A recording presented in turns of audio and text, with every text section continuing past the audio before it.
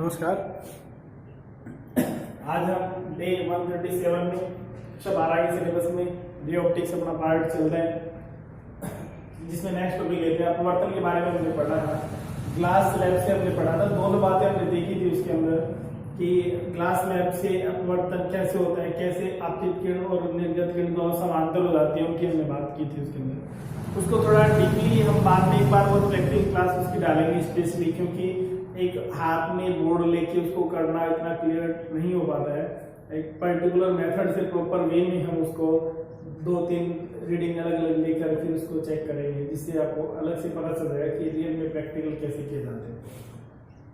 साथ साथ आप प्रैक्टिकल क्लास भी देख सकते हैं, 2-3 प्रैक्टिकल जो है वो डाल दिए गए हैं। प्रैक्टिकली आप YouTube पर अगर कोई नए विद्यार्थी जुड़ते हैं तो वो जरूर ध्यान रखें कि YouTube पर ये प्लेलिस्ट बनी हुई है। चैनल पे आप जाएंगे तो प्लेलिस्ट ऑप्शन आता है, उसके अंदर जाएं तो चैप्टर वाइज प्लेलिस्ट बनी हुई है। जिसको जो चैप्टर देखना है, मान लो पहले के नहीं देखें, जिसको सेकंड चैप्टर देखना है, थर्ड देखना है, तो उसमें चैप्टर के नाम से, ऐसे नहीं लिखा चैप्टर सेकंड, ऐसे नहीं लिखा, चैप्टर के नेम से लिखा हुआ, जैसे गॉसेस लॉ एंड एप्लीकेशन। तो Gauss's law and its application की है प्लेलिस्ट मिलेगी, उसके अंदर जितनी भी वीडियो उसके 10, 12, 13 जितनी भी होंगी वो सारी एक ही जगह मिल जाएंगी। उनको आप प्ले कर लो, 1 बाय 1 चलते रहेंगे अगर नहीं देखा तो।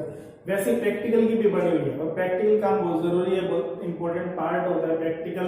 अगर जो साथ साथ करते हैं और सीखते हैं तो उनको थ्योरी भी क्लियर होती जाती है, उसमें भी दिक्कत नहीं होती है। आगे बात करते हैं वास्तविक एवं नेक्स्ट टॉपिक जो अपना वो है वास्तविक एवं आभासी गहराई, रियल एंड अपरेंट डेप्थ। वास्तविक और आभासी गहराई का मतलब क्या है? वास्तव में जितनी गहराई है, किसकी गहराई? कि कोई भी मान लो पदार्थ है, उसके अंदर कुछ वस्तु रखी गई है, तो वास्तव में तो उसकी गहराई रियल में जितनी है वो, जैसे फॉर एग्जांपल कि कोई बाल्टी भरी हुई है पानी की, उसके अंदर सिक्का डाल दिया, तालाब है उसके अंदर सिक्का डाल दिया, कोई भी 1 रुपये 2 रुपये का कॉइन डाल दिया उसके अंदर, तो वास्तव में तो जितनी गहराई हम स्केल से मापेंगे वो तो उसकी वास्तविक गहराई है। लेकिन देखते हैं अपने को तो जितनी वास्तव में उतनी महसूस नहीं होती है, महसूस अपने को अलग होती है, कम महसूस होती है। जैसे हम बाल्टी में देखेंगे तो हमें यूं लगेगा भाई सिक्का ऊपर ही है, ज्यादा इतना अंदर नहीं है, लेकिन जब हम उस पर हाथ देंगे तो पूरा हाथ ही चला जाएगा, तब पता चलेगा कि जितना हमने सोचा था उतना नहीं है, तो उससे भी ज्यादा है। तो वास्तव में तो गहराई उतनी थी, लेकिन हमें देखने पर वो क्या हुआ, कम महसूस हुई। तो जितनी हमें देखने पर महसूस होती है वो तो अपवर्तन के कारण होती है। ये जो घटना है उसका कारण क्या है? अपवर्तन है, रिफ्रैक्शन। तो वास्तव में जितनी अकॉर्डिंग टू स्केल अगर देखें तो जो रियल गहराई है वही है उसकी, लेकिन अगर हम देख रहे हैं अपवर्तन के बाद वहां से चलने वाली प्रकाश किरण हमारी आंखों तक पहुंच रही है, तो जब वो जल से चलने वाली प्रकाश किरण, सिक्के से चलने वाली प्रकाश किरण जब जल की से बड़ी बाल्टी के बाहर निकलेंगी तो सघन माध्यम से विरल में आ रही है, तो विरल से दूर हटेगी, तो हमारी आंखों तक ऐसे पहुंचेगी। तो हमें, क्योंकि प्रकाश किरण सीधी रेखा में गतिशील होती है, इसलिए हमें वो जहां से आ रही है वहां से आती हुई प्रतीत नहीं होगी, हमें अलग जगह से थोड़ा सा ऊपर से आती हुई प्रतीत होगी, और ऊपर से आती हुई प्रतीत होगी, समझ में आएगी। तो इसका मतलब हमें यूं लगेगा कि वो जो सिक्का नीचे रखा हुआ है वो नीचे नहीं है, हमें तो जहां से आती हुई दिख रही है, इसका मतलब सिक्का वहां है, तो वो हमें लगेगा कि वो ऊपर है। वो उसकी क्या होती है? आभासी गहराई होती है। न्यूमेरिकल क्वेश्चन के लिए ही इंपॉर्टेंट है ये पार्ट। तो आपको उसका फॉर्मूला ध्यान रखना है, कैसे आएगा उसको हम डेराइव करेंगे, कैसे होता है पूरा। लेकिन इंपॉर्टेंट बात इसके अंदर क्या है वो है इसका फॉर्मूला, न्यूमेरिकली यहां से पूछ लिया जाता है। और अगर ये पूछ लें भाई ये घटना किससे संबंधित है, तो ये अपवर्तन से संबंधित है। ये जैसे हमने ले ली कोई बाल्टी,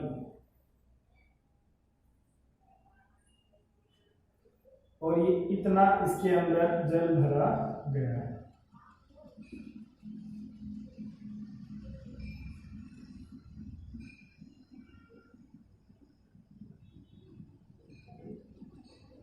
और यहां कोई कॉइन रखा गया है, ऑब्जेक्ट है, इसको पॉइंट दे दिया O। ये इसकी वास्तविक गहराई है इतनी, इसको नाम देते पॉइंट A। तो AO जो है यहां, AO जो है वो क्या है? वास्तविक गहराई है।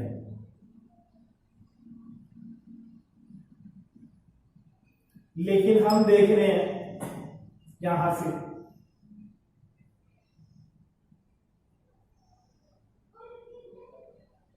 यहां से देख रहे हैं हम इसको,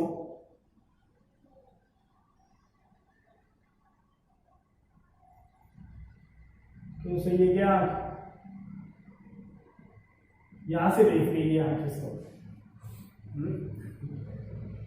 इधर से भी देख सकते हैं, हम यहां से बढ़ाते हैं, यहां से देख लिया। तो इसके लिए क्या होगा, प्रकाश की कहां से किधर जाएगी, ऐसे जाएगी यहां से। अब अभिलंब के साथ कोण बढ़ेगा, ये जो कोण है ये इसके लिए आपतन कोण होगा, जो क्या है आई है। अब यहां क्या होगा, यहां तो एयर है और यहां क्या है, वाटर है। तो प्रकाश की जो है वो वाटर टू एयर जा रही है, सघन से रेयर में, from denser to rare medium. तो जानी तो इधर से ये थी, लेकिन ये थोड़ी दूर हट जाएगी और इस तरह आंखों तक पहुंचेगी। तो देखने वाले को क्या लगेगा, देखने वाले को लगेगा कि ये यहां से नहीं आ रही, इसकी तरफ से तो ये कहां से आ रही है, इसको आगे बढ़ाए तो मिलती नहीं है, लेकिन मिलती हुई प्रतीत होती है, इसलिए आभासी प्रतिबिंब बनता है। ये क्या है, इमेजिनरी है, इमेज आभासी, यहां बढ़ गई इमेज। तो इसको क्या लगेगा, इसको ये लगेगा कि ये सिक्का कहां रखा गया है, ओ पे नहीं रखा है, कहां रखा गया है, आई पे रखा है। तो इसको लिए, इसको देखने पर यूं लगेगा भाई थोड़ा ऊपर है। तो इसका मतलब ए आई जो है वो क्या हुई, वो हुई सिक्के की आभासी गहराई। वेव थ्योरी लिखने की कहीं कोई जरूरत नहीं है, कोई नौबत नहीं आएगी इसमें। अगर मान लो बाइक हम डेराइव करने जाते तो भी आपको ये पता कि सिक्के की गहराई, वास्तविक गहराई ए आई है, सिक्का जल से भरी बाल्टी में रखा गया है, प्रकाश के अपवर्तन के पश्चात मानव नेत्र तक, देखने वाले तक, प्रेक्षक तक पहुंचती है। अब इसको अपने को सोल्व कर दो, इस पॉइंट को देते पी पॉइंट इसको।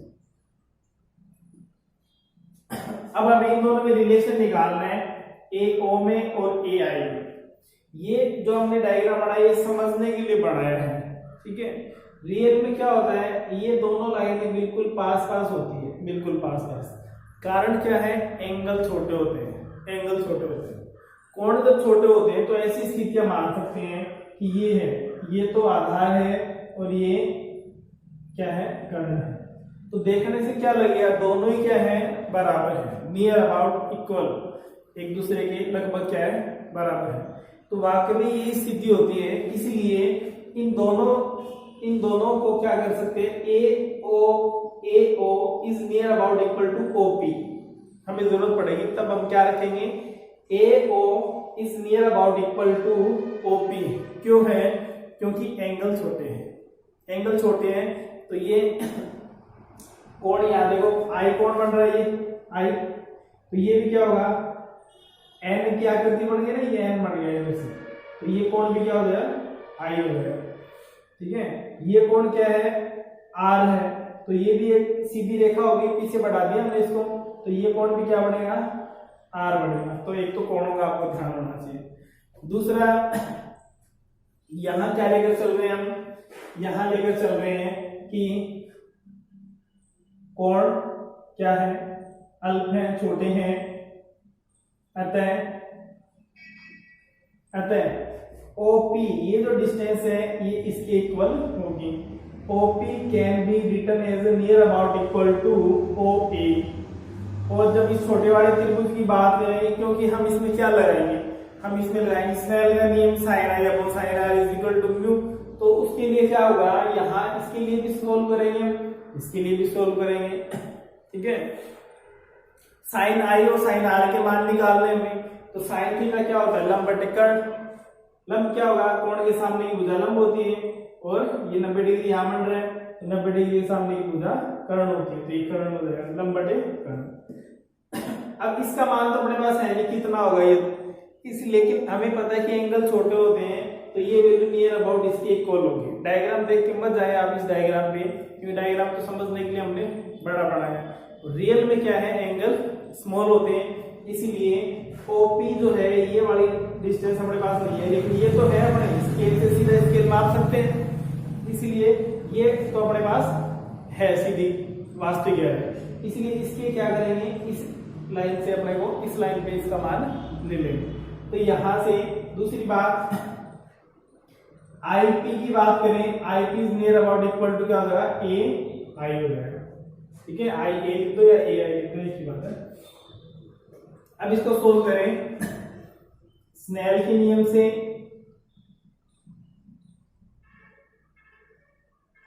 क्या है, किधर जा रही है प्रकाश किरण, सघन से विरल में जा रही है, उल्टा हो रहा है, तो क्या आएगा, sine I upon sine R is equal to mu. समीकरण नंबर क्या देते हैं, is equal to 1 upon mu नहीं आएगा, क्या आएगा, 1 अपॉन म्यू आएगा। क्यों आएगा, क्योंकि कहां से किधर में जा रही है, सघन से विरल में जा रही है, तो म्यू नहीं लेंगे, क्या लेंगे, 1 अपॉन म्यू लेंगे। अब साइन I और साइन R के मान निकालने, तो जिस ट्रायंगल में I है वो ले लो और जिस ट्रायंगल में R है वो ले लो। तो ट्रायंगल कौन सा है, triangle OAP, sine I is equal to क्या होता है, लंबा टेकन, तो क्या आएगा, AP अपॉन OP, यह आएगा। And OP is near about equal to क्या है, OP is near about equal to OA है, क्वेश्चन सेकंड दे दें। और अब अपने को साइन I की वैल्यू साइन R की ओर निकालनी है, तो बाय ट्रायंगल छोटे वाला ट्रायंगल ले लें, AIP sine R is equal to वही number taken AP upon IP। IP क्या है, AI के इक्वल है, तो sine R is equal to AP upon AI। Equation second, first और इक्वेशन थर्ड, सेकंड और थर्ड की वैल्यू किससे पुट कर दो, फर्स्ट में पुट कर दो। तो बाय इक्वेशन फर्स्ट क्या लिख सकते हैं, साइन I की जगह रखोगे AP अपॉन OA इंटू क्या रखेंगे, ये रिवर्स हो जाएगा, AI upon AP is equal to क्या गया, 1 अपॉन म्यू, कैंसिल आउट हो गया, इधर लिख रहा हूं मैं, तो यहां आ जाएगा AI upon OA is equal to 1 upon mu. Reverse कर दें इसको, तो म्यू इज इक्वल टू क्या गया, OA अपॉन AI। इसका मतलब क्या हुआ, इसका मतलब म्यू इज इक्वल टू क्या गया, OA क्या है, O से A तक वास्तविक गहराई है। सिंपल सा फॉर्मूला है लेकिन न्यूमेरिकली के लिए महत्वपूर्ण है। वास्तविक गहराई अपॉन क्या है, आभासी गहराई, तो ये इसका फॉर्मूला आ गया, वास्तविक गहराई बटे आभासी गहराई, म्यू इज इक्वल टू। तो अब इसमें से क्वेश्चन कैसे आता है, देखो इनका अनुपात जो है वास्तविक गहराई बटे आभासी गहराई, वही अपवर्तनांक के बराबर होता है। तो पदार्थ का अपवर्तनांक, माध्यम का अपवर्तनांक दे दिया जाता है, उसके अकॉर्डिंग हमें इसे सोल्व करना होता है।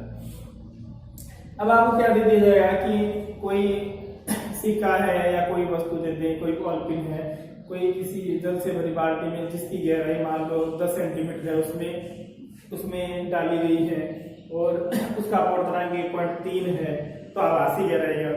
तो दिखाई दे रहा है 3 वैल्यू है। एक बात आपको बता रहे हैं कि हमेशा एक समीकरण से एक मान को ज्ञात किया जा सकता है, एक समीकरण से एक मान। तो 3 वैल्यू है, तो 3 वैल्यू से एक ही मान आएगा, तो बाकी 2 वैल्यू आपको दी जाएगी। जो दी गई है वो आप अप्लाई कर दें और जो नहीं दी गई है वो वहां से रिजल्ट की फॉर्म में हमें मिल जाएगी। अब एक बात देखें, इसमें अगर हम विरल माध्यम से देख रहे हैं, जैसा हम यहाँ देख रहे हैं, ये कैसा माध्यम है, विरल है, और वस्तु कहाँ है, किधर है, कौन से माध्यम में है, सघन माध्यम में।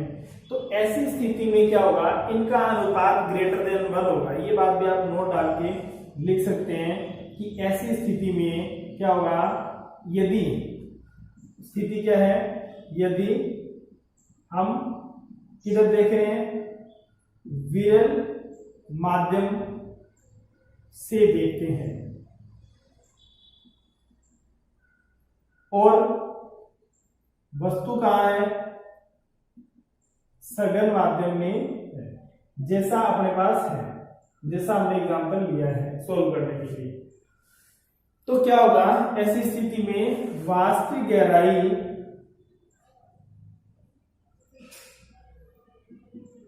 अपॉन आभासी गहराई का अनुपात ग्रेटर देन 1 होगा। एक से इनका अनुपात हमेशा एक से बड़ा होगा। और इसको इधर लेके जाए तो इसका मतलब क्या आ गया, वास्तविक गहराई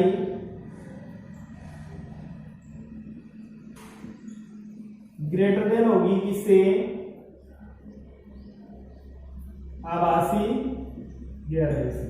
ये भी एक रिलेशन आ गया जो थोड़ा जीके की बात आप मान सकते हैं, सामान्य जानकारी है कि वास्तविक गहराई आभासी गहराई से कब बड़ी होगी, जब वस्तु तो की ओर से माध्यम में है, सघन माध्यम में, और देख रहे हैं हम किधर से, विरल माध्यम से, तो वास्तविक गहराई हमेशा आभासी गहराई से बड़ी होगी।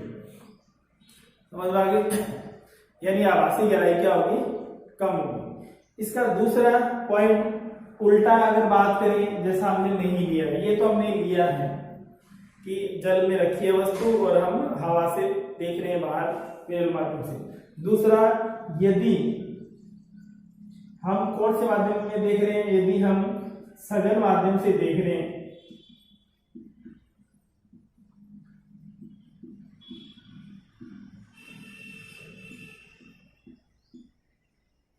और वस्तु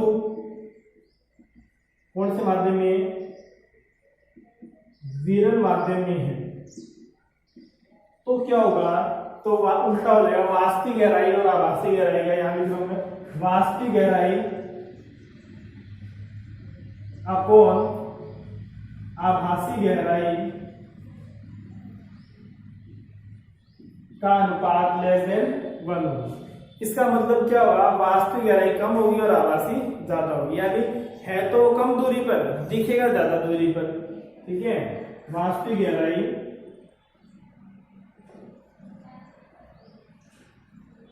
इज लेस देन आभासी गहराई, इसका मतलब वास्तविक गहराई कम होगी और आभासी गहराई ज्यादा होगी। एग्जाम्पल क्या है इसका, एग्जाम्पल उड़ते हुए हवाई जहाज को जब देखते हैं तो वह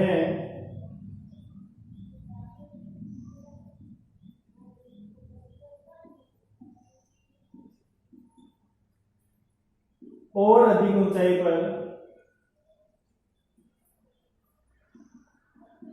दिखाई देता, यानी हवाई जहाज उड़ रहे हैं तो जितनी ऊंचाई पर है उससे भी ज्यादा ऊंचाई पर हमें महसूस होता है, ठीक है, दिखाई देता है। दिखाई देने का मतलब आभास होता है उसका, वास्तव में है नहीं वो उतनी दूरी पर, आभास होता है उसका। क्योंकि नीचे कौन सा माध्यम का सघन, जैसे ऊपर जाते हैं जो डिस्टेंस बिटवीन द पार्टिकल्स है वो इंक्रीज होती जाती है, और ऊपर जाते हैं वैसे माध्यम क्या होता जाता है, विरल होता जाता है। तो ऊपर हवाई जहाज विरल माध्यम में उड़ रहा है, हम नीचे कौन से माध्यम में है, सघन माध्यम में है। यहाँ डेंसिटी ऑफ पार्टिकल्स क्या है, ज्यादा है, कणों का घनत्व जो है वो ज्यादा है, और वहां कम है। तो विरल से सघन में आ रही है, हवाई जहाज से चलने वाली प्रकाश किरणें हमारी आंखों तक पहुंचेगी तभी हमें दिखाई देगा। तो वो जो प्रकाश किरण आ रही है वो किधर से आ रही है, वो विरल से सघन माध्यम में आ रही है। तो हम सघन माध्यम में, पदार्थ वस्तु कौन सी, हवाई जहाज, वो कौन से माध्यम में है, वो विरल माध्यम में। ऐसी स्थिति में क्या होगा, इनका अनुपात लेस देन 1 होगा। तो वास्तविक गहराई आभासी गहराई से कम होगी, यानी आभासी ज्यादा होगी। जितना ऊंचा है उससे भी ज्यादा ऊपर उड़ता हुआ दिखाई देता है, दिखाई हमें प्रतीत होता है। तो अगर ये बात पूछे तो ये बात किससे संबंधित है, देखो ऐसे क्वेश्चन, ऐसे 3 टॉपिक्स जो चल रहे हैं इनमें से शॉर्ट क्वेश्चन बहुत ही सिंपल सा आता है। आपको एक घटना दे दी जाती है, घटना कोई भी, और पूछ लेते हैं कि ये है किससे संबंधित है, मतलब प्रकाश की कौन सी घटना से संबंधित है। जैसे जैसे एग्जाम्पल लिखे हैं कि उड़ता हुआ हवाई जहाज हमें और अधिक दूरी पर प्रतीत होता है, किस घटना से संबंधित है या क्यों होता है? तो कारण क्या है? अपवर्तन कारण है। घटना क्या है? अपवर्तन घटना है। तो ऐसे हम और भी टॉपिक्स आगे पढ़ेंगे, उनके अंदर भी हम ऐसी बात ही करेंगे। सबकी अलग अलग जो इंसिडेंट है वो अलग अलग है, घटनाएं अलग अलग है। तो कोई घटना दे दी जाती है, पूछ लेते हैं हम, जब पेपर डिस्कशन करेंगे तो देखेंगे उसके अंदर कि ये क्वेश्चन देखने में सिंपल लग रहे हैं लेकिन बहुत बार पूछे जा चुके हैं कि कौन सी घटना से संबंधित है ये बात। तारों का चमकना किसमें आता है? तो हमें एक दो पार्ट और, जैसे परावर्तन पढ़ लिया, अपवर्तन पढ़ रहे हैं, फिर पढ़ेंगे पूर्ण आंतरिक परावर्तन, फिर पढ़ेंगे प्रकीर्णन। तो इन सब के अलग अलग एग्जाम्पल्स हैं। तो घटना दे दी जाती है और ये किस में आती है, कौन सी प्रकाश की कौन सी घटना का एग्जाम्पल है, ये पूछ लिया जाता है। तो उसके लिए हमें ये पता होना चाहिए कि किससे संबंधित है। ये हम अपवर्तन ही पढ़ रहे हैं, अभी अपवर्तन ही चल रहा है। आगे हम कल की क्लास में इसमें और बात करेंगे कि अपवर्तन से संबंधित और एप्लीकेशंस क्या क्या है। ठीक है, तब तक आप इसको पढ़ें, नोट करते रहें, इनको रफ वर्क करें, जैसा मैं पर्टिकुलर डेली कहता हूँ। विशेष तौर पर आप समझे इसको, नोट्स आप प्रॉपर बनाएं खुद की लैंग्वेज में, ज्यादा अच्छे से आपको समझ में आएंगे। और ज्यादा से ज्यादा रिवाइज करें, लिख कर जरूर देखें, आप इनको रफ वर्क जरूर करें। क्वेश्चन आप इनके करके देख सकते हैं। एक क्वेश्चन में लिखवा देता हूँ, आप उसको सिंप्लीफाई कर लेना, मैं नहीं करूंगा, आप उसको खुद कर लेना। अपने पास फॉर्मूला है, क्वेश्चन लिख लिया आपने कि किसी पात्र में, क्या लिख रहा हूं मैं शॉर्ट में, किसी पात्र में 12.5 सेंटीमीटर तक पानी भरा है। क्या भरा है? पानी भरा है पात्र में। इसका अपवर्तनांक 1.3 है। इसका अपवर्तनांक 1.3 है। इसका अपवर्तनांक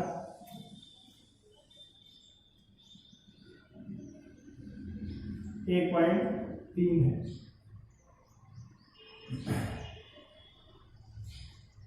बाहर से देखने पर प्रेषक को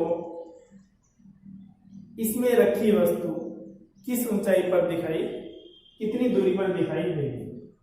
ठीक है, बाहर से देखने पर इसमें रखी वस्तु प्रेषक को कितनी दूरी पर दिखाई देगी? ऊपरी सतह से भी दूरी, जैसा हम लेते हैं। दूसरी बात, ऐसे क्वेश्चन आपकी बुक में दे रखे हैं, एनसीईआरटी में दे रखे हैं, आरबीसी में दे रखे हैं, देख सकते हैं आप इसके अंदर। तो ऐसे भी दिया गया होगा कि किसी जल से भरी बाल्टी में गहराई जो 12.5 सेंटीमीटर है और देखने वाले को इसके अंदर रखा हुआ सिक्का या कुछ भी वो इसको 9 सेंटीमीटर दूरी पर दिखाई देता है। तो इसका अपवर्तनांक क्या है? तो वास्तविक बटे आभासी। वास्तविक कितनी है वो दे दिया, कितने पे दिखाई देता है वो आभासी है। अपवर्तनांक आप ज्ञात करें, सोल्व कर ले आप इसको, हम नहीं करेंगे इसको सोल्व। कल की क्लास में आगे नेक्स्ट बात करेंगे हम कि कैसे इसके जो क्वेश्चन, सॉरी नेक्स्ट जो इसके अपवर्तन के एग्जांपल्स हैं, कौन कौन सी घटनाएं होती हैं, उनके बारे में हम चर्चा करें, फिर आगे बढ़ें। इनको साथ साथ सिंप्लीफाई करते रहें, आगे के टॉपिक्स में सारी बातें यूज होती रहेंगी, तो दिक्कत नहीं आएगी। पढ़ें, आगे बातें नेक्स्ट क्लास में करेंगे। Thank you, good night.